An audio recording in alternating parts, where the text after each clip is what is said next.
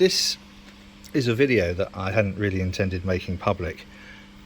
You'll see from the footage, I had a can of rather iffy beer, and somebody else had posted to one of the craft beer groups that they'd had half a glass full of gunk come out of the can, and so I thought, oh dear, I wonder if mine's going to be like that, and lo and behold, it was.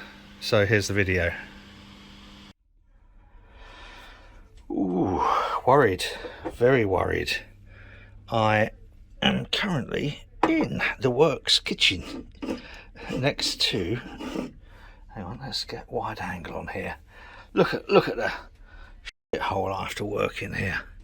Now this is something I've been looking forward to. It's from one of my favourite breweries. However, I know someone posted a picture the other day of one that they'd poured, and it was half full of sludge. So I'm going to stop filming because I'm doing this with one hand. I'm going to pour it ever so gently into here, but first I'm going to have a whiff. Oh god, it smells amazing. Please, please don't be full of sludge. Right, I'm going to pour it and then we'll come back. Right, well, I'm being as gentle as possible, and I've got quite a lot of head on there, so it's actually quite lively. Poured it very, very slowly into a tilted glass. Even though, if you read Randy Mosher's book, Tasting Beer, you shouldn't tilt the glass. Of course you should tilt the glass. Whoever told him that? All this Cicerone and BJCP rubbish, right? Something like this. You pour it gently, as if you're stroking the neck of a beautiful woman, or man, either. Both are good with me, I don't mind. But so far, it doesn't look like I've got any slurry, which is good. That's a good thing, trademark. But I'm going to let that head settle down a little bit and then try and just top it up a little bit. But it's looking good so far. Whew! Relieved am I. So relieved. So I've let the head die down a little bit, and me and the noisy Mrs. have both had a taste, and me, it's gorgeous. I'm going to try and get the rest out of the can. Actually, shall I? And there's a fair amount I've left in there, but I don't want to run the risk of fucking it up. Oh god, I hate it when this happens. But for the sake of scientific endeavour and clarity, I will see what comes out.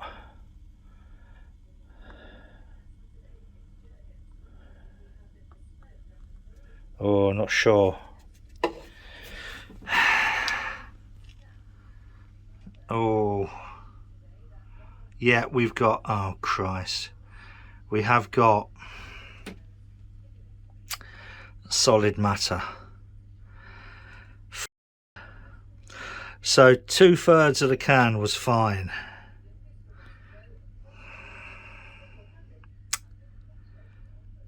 That's really, really disappointing, because it tastes wonderful, but I'm going to have to let it settle now.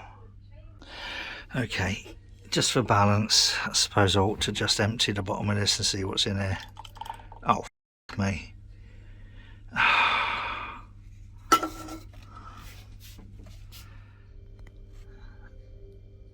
There's a lot in there. It's still settling.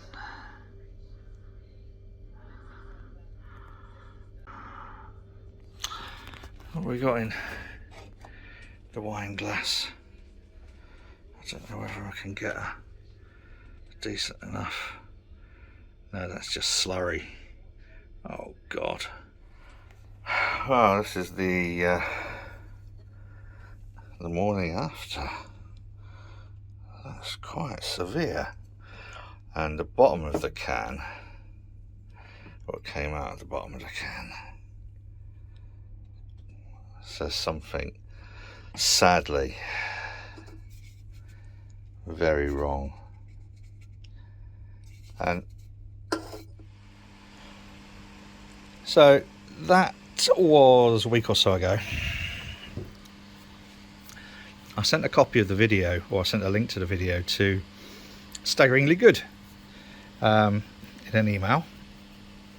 A couple of days later I got an email back saying, no, it's normal, but we'll give you a credit on our web shop if you want. And I didn't really think that was good enough. For a start, that's not normal.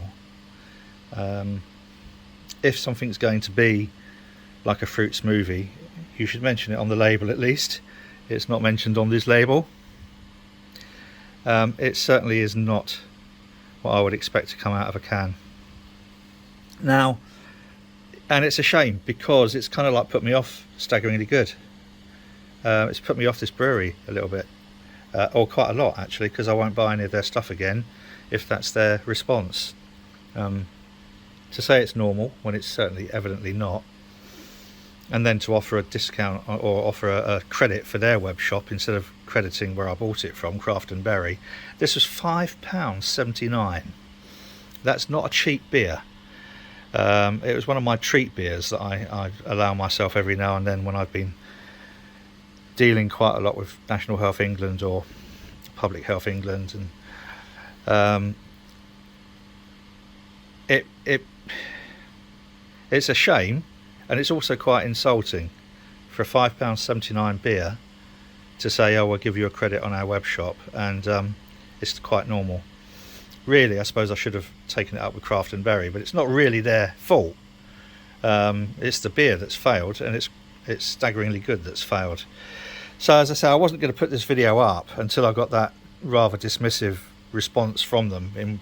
So I thought, well, do you know what?